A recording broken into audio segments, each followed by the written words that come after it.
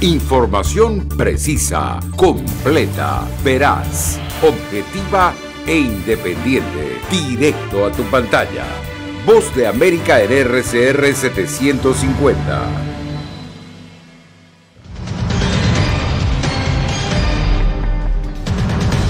Enero no ha terminado y ya se cuentan 39 tiroteos en Estados Unidos. Y la Casa Blanca retoma intento para controlar el porte de armas. Se registra récord de migrantes desaparecidos en el Caribe, afirma la Organización Internacional para las Migraciones. Latinoamérica es la región más violenta del mundo para los periodistas, revela informe anual de la CPJ.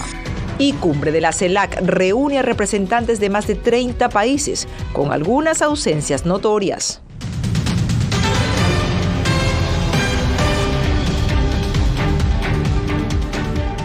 Hola, ¿qué tal? Bienvenidos a la presente emisión de El Mundo al Día. Les saluda Nathalie Salas Guaitero. Y bueno, comenzamos aquí en Estados Unidos. Y es que en los 24 días que van de este mes de enero ya se cuentan casi 40 tiroteos a lo largo del país. Diva Lizette Cash tiene el informe.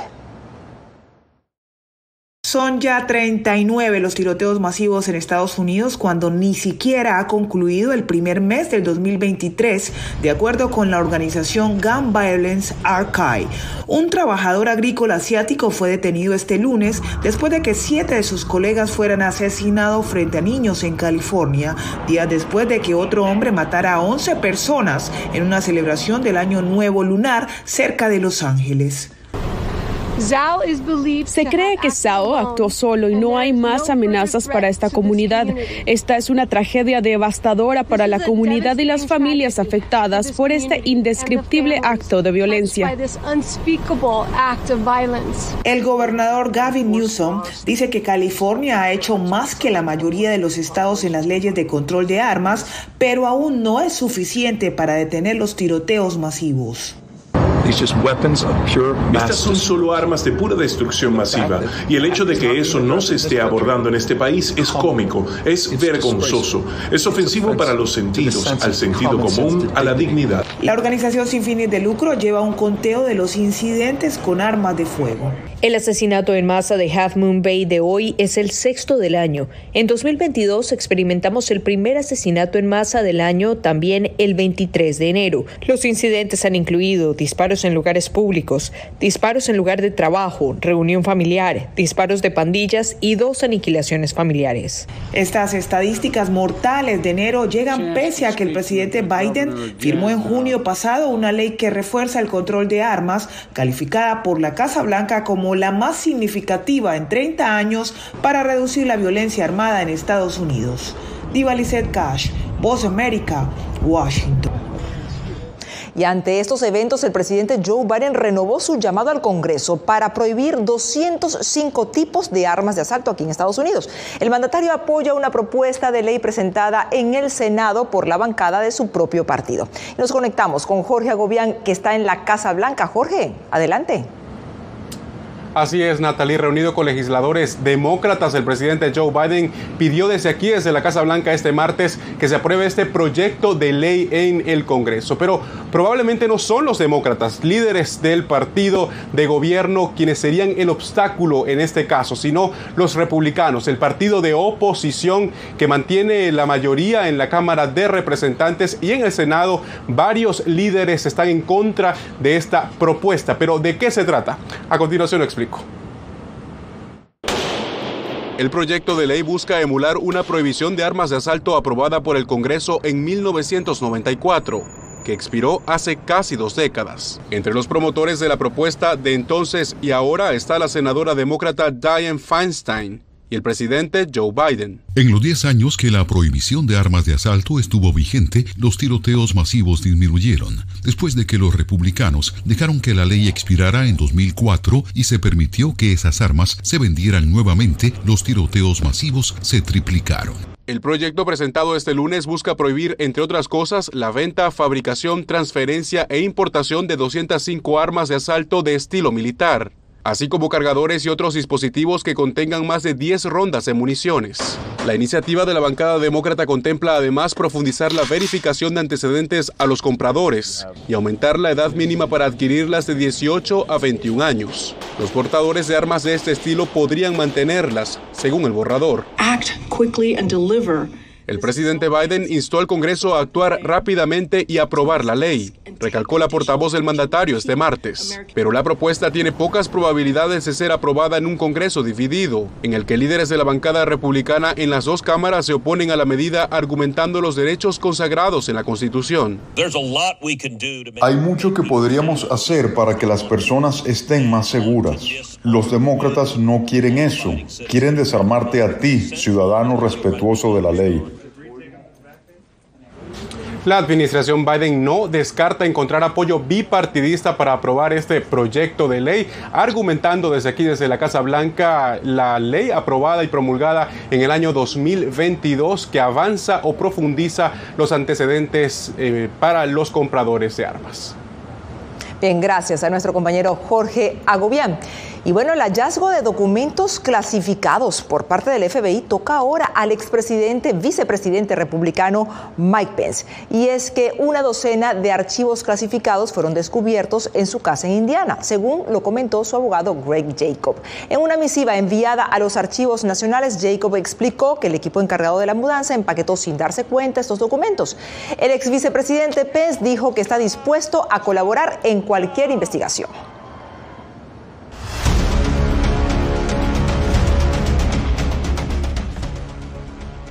Y la CEPAL arrancó en Chile su tercer foro sobre migración y la lupa está este año en América Latina, una de las regiones más afectadas por la movilidad humana. Allí se encuentra nuestra enviada especial Celia Mendoza. Celia, ¿qué destaca la OIM en este encuentro con respecto a la región? Natalie, realmente para la OIM es preocupante el número de personas desplazadas en la región. 2.700.000, aseguró el director general Antonio Vitorino. Y esto en especial ha sido acentuado por el cambio climático, explicando que ese es uno de los flagelos más serios y al mismo tiempo reveló que las condiciones que se están dando para los migrantes cada vez son más complicadas, en especial la desesperación y vulnerabilidad que algunos sienten. En el marco de este foro de CEPAL sobre migración, la Organización Internacional para las Migraciones publicó su más reciente reporte de migrantes desaparecidos en el Caribe, que alcanzó una cifra récord en 2022, 321 personas, en comparación a los 180 de 2021. En primicia, La Voz de América habló con el director de la OIM, Antonio Vitorino, acerca de este reporte. Lo más impresionante es que el 51% de los muertos no han sido identificados. No sabemos quién son, dónde vienen. Y por eso no podemos comunicar a las familias que sus entes queridos han fallecido en la trayectoria migratoria. Y eso es muy penible desde el punto de vista humano. La cumbre de la CEPAL busca mejorar la calidad de las estadísticas sobre flujos migratorios. Son datos valiosos para informar al público frente a discursos que en ocasiones fomentan desinformación y pueden tener un impacto social y político, explicó a La Voz de América John Wilmot, director de la División de Población de la ONU. Es importante entender lo que está pasando en el mundo en términos de migración. Hay muchos malentendidos y desinformación sobre el papel de los migrantes en el mundo y lo que contribuyen y los desafíos que enfrentan, así como lo que aportan a los países de destino y países de origen en términos de contactos y remesas, apoyando el desarrollo de varias maneras en sus naciones y en las que se establecen. A medida que se supera la pandemia de COVID-19, los flujos migratorios se han ido reactivando, indicó Stefano Scarpetta, director de Empleo, Trabajo y Asuntos Sociales de la OCDE, para quien mejorar el proceso de movilidad y la integración de las personas es fundamental. Para eso necesitamos datos, necesitamos mejores datos sobre los flujos, lo más detallado posible para comprender cuáles son las características de quienes se trasladan de un país a otro. Necesitamos mejores datos sobre la integración, lo que realmente es importante para los migrantes y, por supuesto, necesitamos mirar qué tipo de política se necesita a corto plazo como apoyo inmediato, así como políticas que puedan promover la integración de aquellos que quieren quedarse. La entrevista completa con el líder de la OIM la podrá ver aquí este miércoles en este mismo espacio, y una versión extendida estará disponible en nuestra página y plataformas de redes sociales. Regreso contigo, Natalie. Así es, Elia, somos la voz de América. Bueno, y autoridades de Baja California investigan un ataque armado contra un albergue para migrantes en la ciudad fronteriza de Tijuana. Se trata del único sitio destinado para musulmanes que intentan llegar a Estados Unidos. Tras la agresión, el lugar suspendió sus operaciones. Vicente Calderón tiene el informe. El único albergue para migrantes musulmanes en Tijuana fue cerrado tras sufrir un ataque armado. Jamal Ibrahim, un africano que se hospedó en ese refugio, habló a condición de que no mostráramos su rostro. Pues nada, dormindo, andaban vender y llegar aquí con arma, pero matando personas. Entonces nosotros tenemos muchos medios. El 6 de enero, sujetos no identificados dispararon varias veces contra la puerta. No hubo heridos y los orificios de bala ya fueron eliminados. Los migrantes abandonaron el sitio por seguridad. Y nosotros en muchos diferentes países, 4 personas. De países, de Senegal, de Afganistán, de Uzbekistán.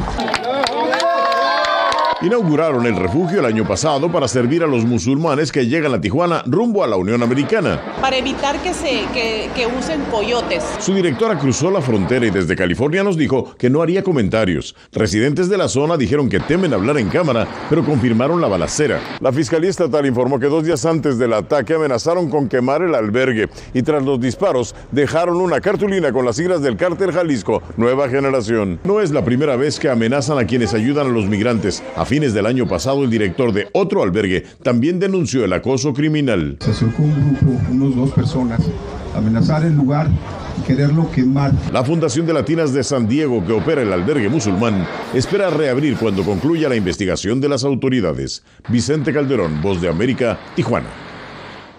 Y el Comité para la Protección de Periodistas califica a Latinoamérica como la región más peligrosa para la prensa, registrando casi la mitad de los asesinatos de periodistas en todo el mundo. José Pernalete nos cuenta que México y Haití son los países del continente con las peores estadísticas. Hacer periodismo en Latinoamérica es una profesión de riesgo. Según el reciente informe del Comité para la Protección de Periodistas, América Latina es la región más mortífera en todo el mundo, ante el elevado registro de asesinatos de comunicadores durante el último año. En el hemisferio hubo 30 periodistas muertos, de los 67 que se contabilizan a nivel mundial. El comité advierte sobre las áreas de cobertura impactadas luego de estas muertes. Induce a que las áreas más conflictivas, más peliagudas que cubren estos periodistas dejen de cubrirse. Estas son la corrupción política y social, el crimen organizado, pero también hay periodistas que han sufrido el asesinato y ataques muy graves mientras cubrían protestas. México cuenta con 13 periodistas fallecidos y Haití con 7. Estas naciones son las de mayor índice según la CPJ. De hecho, ambos países superan el número de comunicadores muertos a la primera nación de la lista, Ucrania. Organizaciones a favor de la libertad de prensa en Estados Unidos advierten sobre este escenario de gravedad para el periodismo regional. Si tenemos medios silenciados, y ya existen en varios países medios que han evitado cubrir estos temas, esto provoca un desierto informativo en muchas partes de América Latina y del mundo. José Pernalete, Voz de América, Miami. En otros temas, en Nueva York, la defensa participó por primera vez en el juicio que se le sigue al ex secretario de Seguridad de México, Genaro García Luna, con la intención de poner en duda la credibilidad del primer testigo de la Fiscalía. Ángela González nos explica. Llegó el turno para la defensa de Genaro García Luna, encabezada por César de Castro, para cuestionar al primer testigo de la Fiscalía, el ex policía federal Sergio Villarreal Barragán el Grande, en el juicio que se lleva a cabo en Nueva York en contra del exsecretario de Seguridad de México. Durante el contrainterrogatorio, la defensa buscó presentar al testigo como alguien mentiroso y violento. En un pasaje clave de la audiencia, Villarreal afirmó no recordar si su jefe Arturo Beltrán Leiva había cometido asesinatos, pero minutos después Villarreal recordó detalladamente cuando vio que Beltrán Leiva dio muerte a 2 mujeres. De Castro también lo cuestionó sobre los asesinatos ordenados a miembros de la Policía Federal y enemigos de carteles rivales, y si Villarreal era conocido por decapitar a sus víctimas, a lo que respondió que desconocía de su fama, pero reconoció que sí le temían. De Castro dio a entender que Villarreal goza de un acuerdo de cooperación con la Fiscalía que le permitió evitar una larga sentencia de cárcel, lo cual condiciona su testimonio contra García Luna. Además, alegó que Villarreal no posee grabaciones ni filmaciones que sustenten su versión. La Fiscalía retomó preguntas finales y con esto terminó Villarreal en el estrado. Tirso Martínez Sánchez es el segundo testigo cooperante en ser llamado a declarar en este juicio. Ángela González, Voz de América, Nueva York.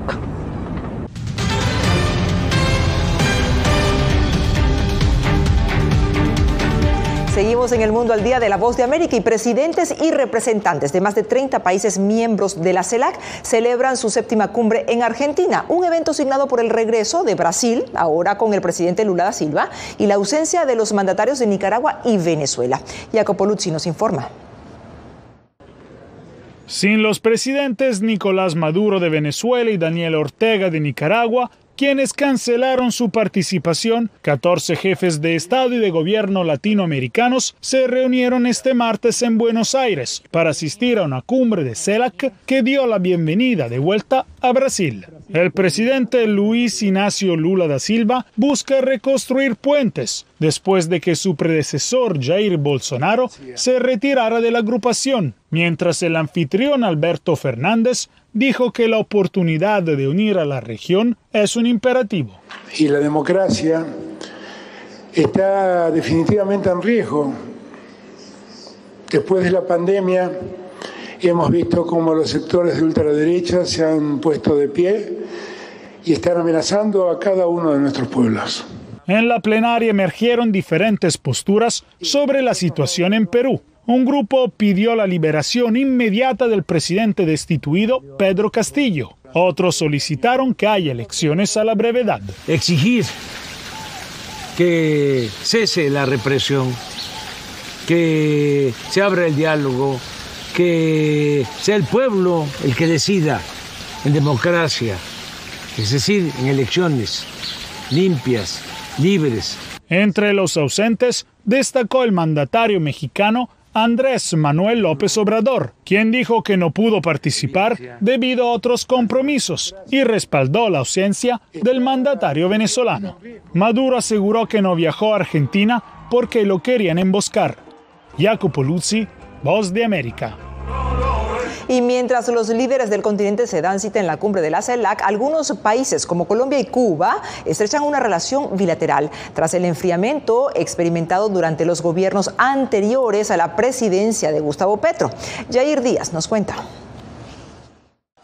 Cada vez es más estrecho el vínculo entre el gobierno de Colombia y Cuba. Se reúnen sus cancilleres. Colombia reanuda la exportación de cárnico suspendida desde 2017 y Cuba ejerce como país garante de los diálogos que adelanta el gobierno de Gustavo Petro con el Ejército de Liberación Nacional, ELN. Seguimos abriendo mercados, seguimos fortaleciendo el sistema sanitario, contribuyendo a la generación de empleo y al desarrollo productivo colombiano. Asimismo, iniciando el 2023, Colombia envió 142 toneladas de ayuda humanitaria a La Habana como apoyo para los afectados por el huracán Ian, una ayuda que fue recibida con beneplácito por el gobierno de Miguel Díaz-Canel.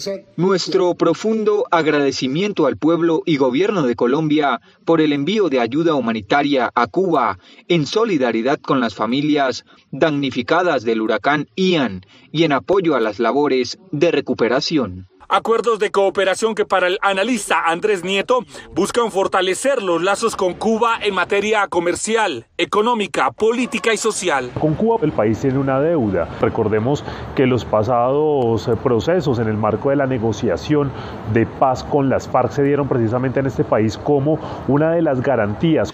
Para el primer gobierno de izquierda de Colombia, Cuba se ha convertido en su principal aliado en búsqueda de la llamada paz total con los diferentes grupos armados colombianos. Jair Díaz, Voz de América, Bogotá.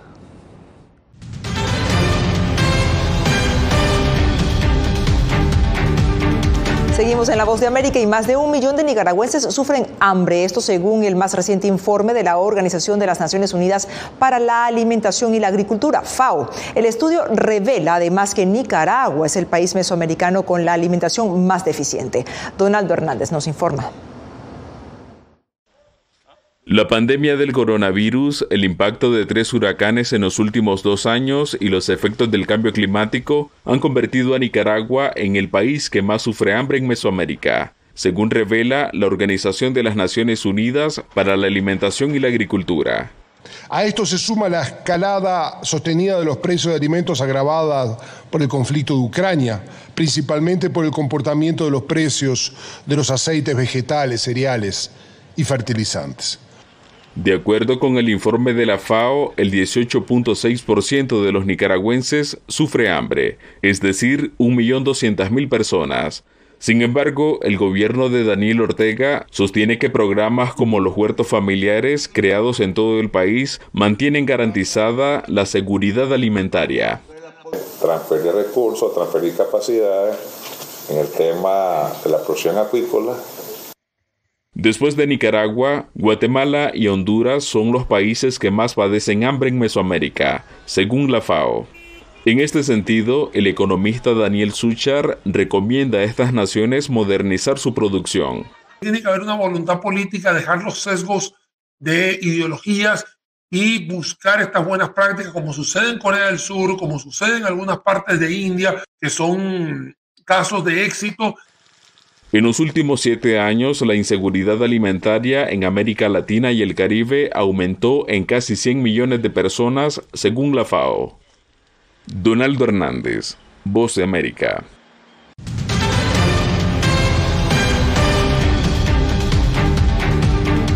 Y la Academia del Cine reveló la lista de los finalistas para los premios Oscar 2023. Y entre los nominados destaca el talento hispano en categorías importantes. Y por primera vez se reconocieron algunas de las películas más taquilleras del año. Verónica Villafañez nos cuenta. Entre las nominaciones a los Oscar 2023 anunciadas por los actores Riz Ahmed y Allison Williams, algunas fueron esperadas y otras sorpresas, como la de la cubana Ana de Armas, nominada por primera vez para Mejor Actriz por su personificación de Marilyn Monroe en Rubia. El crítico de cine Carlos Aguilar elogió su interpretación. Ha sido indiscutible el hecho de que fue una inmersión completamente en el personaje, el hecho de que es una actriz cubana haciendo el papel de un ícono estadounidense, es algo como que muy importante. El director mexicano Guillermo del Toro recibió una nominación por su película animada Pinocho, y Argentina 1985, ganadora de un Globo de Oro, consiguió entrar entre las 5 nominadas a largometraje internacional. De las 10 contendientes en la categoría de Mejor Película, por primera vez en la historia de los Oscar, 4 son éxitos taquilleros globales. Top Gun Maverick, que recaudó casi $1.500 millones, y Avatar, El Camino del Agua, que tiene 11 nominaciones, casi $2.000 millones. Elvis y Todo en Todas Partes al Mismo Tiempo superaron los 100 millones cada una.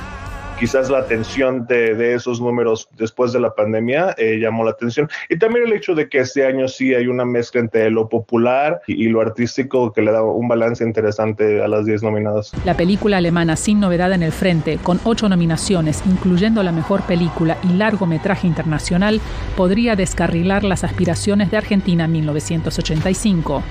La mexicana Bardo obtuvo una nominación por Mejor Cinematografía. La entrega de los Oscars se realizará el domingo 12 de marzo. Verónica Villafañe, Voz de América, Los Ángeles.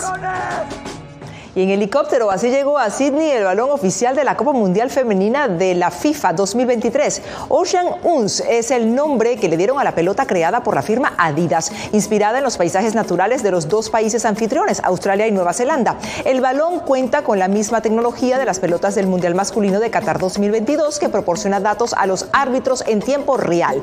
El Mundial Femenino comienza el 20 de julio, cuenta con la participación de Costa Rica, Colombia, Argentina y Brasil, entre otros. De esta manera ponemos punto final al Mundo al Día. Gracias por habernos acompañado. Les acompañó Natalie Salas Guaitero. Hasta la próxima. Radio Caracas Radio presentó Voz de América.